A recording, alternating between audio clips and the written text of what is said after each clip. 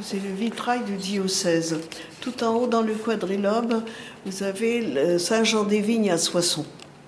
En haut à gauche, vous avez une tour de la cathédrale de Laon. Vous voyez qu'il y a une tête de bovin. Vous savez pourquoi il y a des bœufs sur les tours de la cathédrale de Laon? C'est parce que Laon étant bâti sur un plateau, il a fallu monter les matériaux, et ce sont les bœufs qui ont monté les matériaux.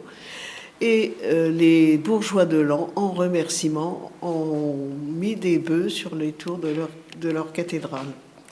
En dessous, vous avez un bûcheron avec sa hache, parce qu'il y a pas mal de forêts dans la région. En dessous encore, vous voyez un employé avec sa quenouille. Nous sommes dans le nord du département, là où il y avait beaucoup de filatures, de tissages qui ont fait pas mal qui ont fermé et qui ont fait pas mal de chômage. Et tout en bas, vous avez l'hôtel de ville de Saint-Quentin.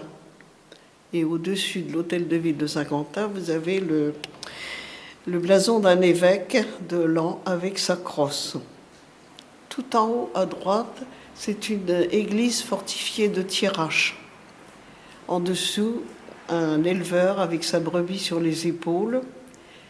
Vous avez une tête de bœuf puisqu'il y a pas mal de pâturage dans la région. En dessous, un cultivateur qui offre ses gerbes de blé, un vigneron qui offre ses grappes de raisin, on n'est pas loin de Reims, et puis les croix blanches, ce sont les croix des cimetières militaires qui sont sur le chemin des Dames, à proximité de Liesse.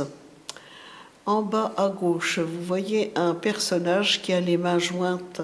C'est le père Thomas, qui était le recteur de la basilique de Liesse quand on a refait les vitraux. Au-dessus, le maître verrier, maître des pierres.